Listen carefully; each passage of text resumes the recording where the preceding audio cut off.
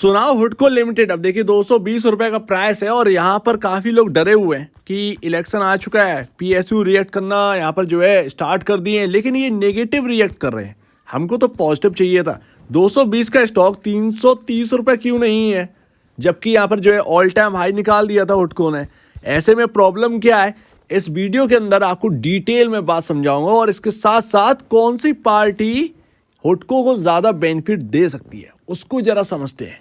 क्योंकि यहाँ पर ना इलेक्शन में 50-50 का यहाँ पर जो है ना सेगमेंट या कहें साइड बाय साइड हो चुका है और ये मार्केट के लोग ना अच्छी तरीके से समझ चुके हैं। 50-50 का इलेक्शन है बॉस, ये 2019-2014 की तरह नहीं है। इस वक्त जो लहर है वो कमजोर पड़ी है वास्तव में। अगर आप देखी जाए पहले बहुत स्ट्रांग थी, मार्केट बहुत ही ज्यादा प्रिडिक्ट करता था और मार्केट अभी क्या कर चुका है, मार्केट यहाँ पर एक तरीके से यहाँ पर जो है ना वो डाइजेस्ट कर चुका है कि यहाँ पर जो विनिंग पार्टी है यानी कि जो रूलिंग पार्टी है वही विनिंग पार्टी होगी। लेकिन अगर ऐसा नहीं हुआ तो उसका इम्पैक्ट जो है वो बिल्कुल उल्टा देखने को मिलेगा। ऐसे में पीएसयूज की बैंड बच जाएगी, ऐसा लोगों का मानना है। अब इस बात को जरा समझते हैं हम डिटेल में। बट मैं आपको बताऊं, हुडको को आप कुछ इस तरीके से देखिएगा। हुडको और एनबीसीसी ये सरकारी कंपनियां, एक फाइनेंस करती है और एक बिल्डिंग बनाती है। दोनों कंपनियां, कोई भी सरकार हो, सबकी नीड है एनबीसीसी हुडको। और लोग चिंता कर रहे हैं। देखिए एक महीने ना वॉलेटिलिटी बहुत होने वाली है, Q4 के नंबर भी आपके आने वाले हैं, ठीक है। हुडको पीएसयू में पहला स्टॉक था जो ऑल टाइम हाई निकाला, बट अभी यहाँ पर जो है ना ऑल टाइम हाई निकालने के बाद कोई रिटर्न आपको बनाकर नहीं दिया, उल्टा गिर गया, 220 पर आ गया, ठीक है। ये बात समझते हैं। बट आप ये समझिएगा कि हुडको जो है, जो स्कीम का किस स्कीम से ज़्यादा बेनिफिट मिल रहा है, पीएम आवास योजना, ठीक है। पीएम आवास योजना से ज़्यादा बेनिफिट है और यहाँ पर जो है हुडको इस तरीके से हमें रिएक्ट करते दिख रहा है। अब एक बात यहाँ पर समझ लीजिएगा कि ग्रोथ के लिए कंपनी का मैनेजमेंट अब किधर की तरफ मुड़ गया, अब इंफ्रा की तरफ मुड़ गया। क्योंकि हाउसिंग जो फाइनेंस है वो तो एक ठीक है, एक समझ में आता है, वहाँ से ग्रोथ आ रही है, बट एक्स्ट्रा ऑर्डिनरी ग्रोथ लाना पड़ेगा। ग्रोथ चाहिए तो इंफ्रा के अंदर एंटर कर चुके हैं और बड़े प्रोजेक्ट्स अब जो है वो फाइनेंस कहीं ना कहीं हुडको करते हुए नजर आए। इवन आपके पास खबर भी आना स्टार्ट हो जाएंगी। तो ये है ग्रोथ की असली चाबी जो कि हुडको में अब लगाई गई है और वो आगे उसके ऊपर रिएक्ट करेगा। अब सबसे बड़ी बात मैं आपको बताऊं कि योजना जो चल रही है, जो कि पीएम आवास योजना, ठीक है, भले ही इलेक्शन 50-50 हो, बट बाय मार्केट और एज अ व्यूअर एक बात अगर करें तो क्या बननी चाहिए, एक रणनीति क्या होनी चाहिए, ये अगर समझें तो भाई साहब यहाँ पर अगर हम मान लेते हैं कि पीएम मोदी वापस आए, जो कि अगर आप देखें 50-50 भले ही हो, लेकिन यहाँ पर आप ये समझिएगा कि भले ही सीट कम हो जाए, ठीक है, 400 का मार्क जो है वो ना आए, ठीक है, जो कुछ भी हो एटलीस्ट सीट भले कम हो, लेकिन पॉसिबिलिटी अभी भी ज़्यादा यहाँ पर जो है वो मोदी गवर्नमेंट की लगती है। हमें तथ्यों पर बात करना पड़ेगा, डेटा एक रहना पड़ेगा, उसके बना नहीं, ऐसे नहीं कि कुछ हवा हवाई वाली बातें, ऐसे में आप सब कुछ बिगाड़ देंगे। तो पीएम मोदी भले सीट कम से आए, लेकिन आने के बहुत ज़्यादा चांसेस हैं। ऐसे में जो पीएम आवास योजना चल रही है वो चलती रहेगी, सिंपल सी बात है, उसमें क्या रुकावट आनी है। जो इन्होंने बजट में एक बढ़ोतरी करी है, 80,000 करोड़ का यहाँ पर जो है एक कुछ इंक्रीजमेंट हुआ है, सो दैट यहाँ पर जो है आप देखेंगे कि जो योजना चल रही है उससे जो हुडको को बेनिफिट मिल रहा है तो वो आगे भी मिलता रहेगा। लेकिन अगर कांग्रेस आई, मान लीजिए, क्योंकि टीवी पर जो चल रहा है उस सिनेरियो से ये समझ में आ रहा है कि बॉस हमें वन साइडेड नहीं रहना है, हमें टू साइडेड अब सोचने की बारी है, सोचना पड़ेगा। ये चीज हमें समझ में आ रही। तो ऐसे में क्या होगा, क्या हुडको को बेनिफिट नहीं मिलेगा? कांग्रेस की जो योजना है, जो कांग्रेस के टाइम चलती थी, वो थी राजीव आवास योजना। ये इसके तहत हुडको को बेनिफिट मिलेगा।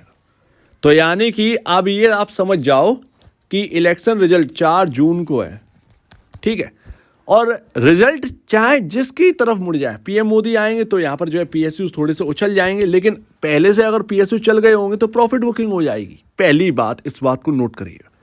दूसरी बात, अगर कांग्रेस आई, अचानक से मार्केट डंप होगा बिल्कुल बुरी तरीके से, ऐसे में पीएसयू गिरेंगे, सब कुछ होगा, लेकिन एक बड़ी अपॉर्चुनिटी आ जाएगी मार्केट के अंदर, जो ये पहले से डेटा समझकर बैठे होंगे कि उनको करना क्या है।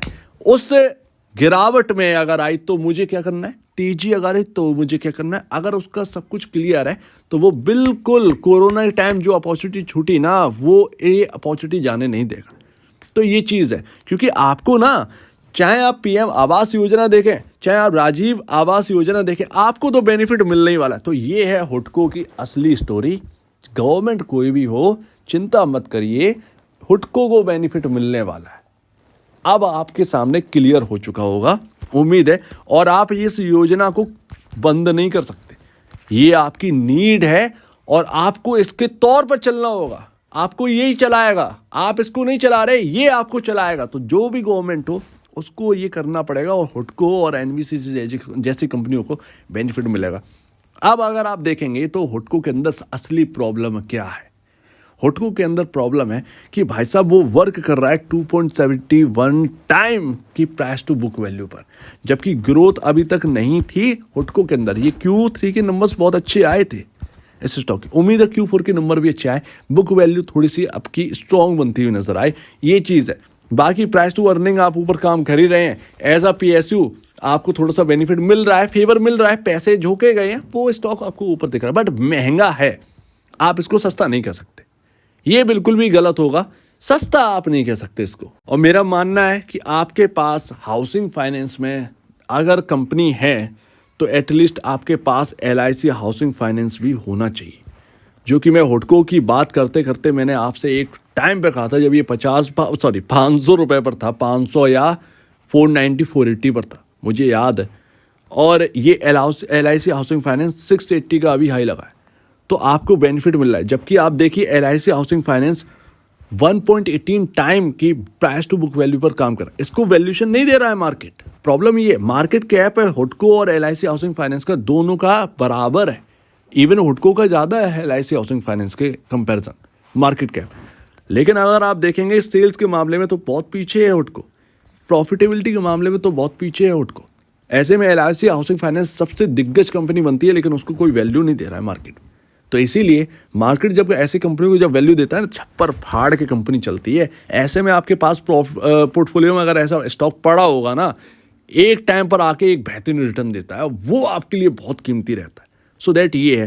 तो LIC हाउसिंग के कंपैरिजन हुडको बहुत महंगा है, by net cell, by profitability, और वाई आप प्राइस टू बुक वैल्यू देख लीजिए, हुडको आपको महंगा ही देखने को मिलेगा। तो ये तो हमें सस्ता करने के लिए चाहिए ग्रोथ, और हुडको को ग्रोथ लानी पड़ेगी।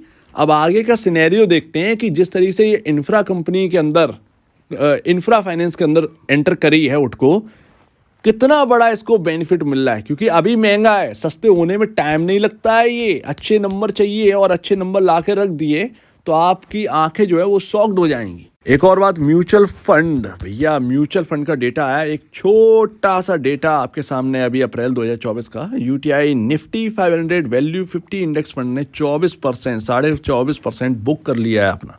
सो दैट अब उसकी वैल्यू 0.84 लाख की रह गई। तो अभी डेटा और कुछ आना है, और ये 10 मई तक आपके सामने डेटा आएगा। और देखिए हुडको पर भरोसा तो बढ़ रहा है, जैसे कि आप देख रहे हैं FIS जो है वो 1.91% पर पहुंच गए हैं। आप सालाना दर पर देखिए तो 2023 मार्च के मुकाबले 2024 मार्च का आप देखिए 0.30% से 1.19% की होल्डिंग पहुंच गई। क्वार्टर दर क्वार्टर 1.20% से बढ़ाकर 1.91% पर यहाँ पर होल्डिंग पहुंच गई है। और ये कहीं ना कहीं डिप में बाई किया गया होगा, क्योंकि स्टॉक जो है वो 160 रुपये तक आया था, तब हम कवर कर रहे थे स्ट्रांगली, अभी भी कवर कर रहे हैं। तो गवर्नमेंट कोई भी हो, करंट आएगी तो जो चल रहा है वो चलेगा, और अगर बदलेगी गवर्नमेंट तो भी आपको बेनिफिट मिल रहा है। एंड लास्ट, यहाँ पर अगर आप देखोगे तो इंपॉर्टेंट लेवल क्या है, 210, 215, ये इंपॉर्टेंट लेवल है। मोस्ट इंपॉर्टेंट लेवल क्या है, 200 रुपये, मोस्ट इंपॉर्टेंट लेवल। 200 रुपये, बिकॉज ऑफ आपका 50 डे में आपका निकल रहा है 200 पर। अगर स्टॉक के अंदर बुरी तरीके से गिरावट आती है, मुझे नहीं लगता 200 रुपये ये आसानी से ब्रेक करेगा, पहली बात। दूसरी बात, 210 से 215 को ब्रेक करना आसान नहीं है, और अगर सक्सेसफुली अभी डिफेंड कर लिया इसने, तो ये एक लॉन्ग आपको जो है ना वे जाता हुआ दिखेगा। कहीं ना कहीं वो 300 रुपये हो जाए तो कोई बड़ी बात नहीं है बिफोर इलेक्शन, ये बात आप समझिए। 10 मई से वॉलेटिलिटी कहीं ना कहीं बढ़नी चाहिए मार्केट के अंदर बुरी तरीके से, बिकॉज हम इलेक्शन में अब एंटर कर रहे हैं, और कोई महीने 2 महीने पहले तेज़ी नहीं होती है। ये सब झूठ की बातें हैं, एनालिस्ट की फैलाई हुई बातें हैं, क्योंकि उनको मार्केट ऊपर ले जाना है। वो जोकर एक क्लोन बैठे हुए हैं, ठीक है, उनकी बात का कोई भरोसा नहीं है, वो कब बात बदल देगा, ठीक है, इस बात को आप समझिए। तो अपने डेटा पर निर्भर रहिए, और हमेशा से जो तेज़ी हुई है, एक सोचने वाली बात भी है कि 1-1.5 महीना 2 महीना 3 महीना पहले से तेज़ी इलेक्शन की हो जाएगी, तो फिर बचेगा क्या उसके टाइम, और क्यों तेज़ी हो जाएगी, तो वो सारी बातें सोचने वाली बात है, ठीक है। कोई ऐसी भयानक तेज़ी नहीं हो गई है, और अब जो तेज़ी होगी वो देखते हैं, तेज़ी या मंदी जो भी है वो सीट्स के ऊपर निर्भर है, कैसे रुझान आ रहे हैं, तो वो उसके ऊपर भी डिपेंड करता है। तो अभी ना ये बात कर रहे हैं पॉलिटिकल वाली, क्योंकि ये PSU है और पॉलिटिक्स से इसका लेना देना वास्तव में, तो इसीलिए हम ये पॉलिटिक्स की बात कर रहे हैं, अदरवाइज इसका कोई मतलब नहीं है पॉलिटिकल बात करना, यही सीधी सी बात। सो उम्मीद है काफ़ी कुछ आपको समझ में आया होगा। आपका क्या कहना है इसके ऊपर कमेंट सेक्शन में बताइएगा, और बाई करने या सेल करने से पहले भैया आपने स्टडी खुद करिएगा, चाहो ब्रोकर से पूछ लो, एडवाइस से पूछ लो।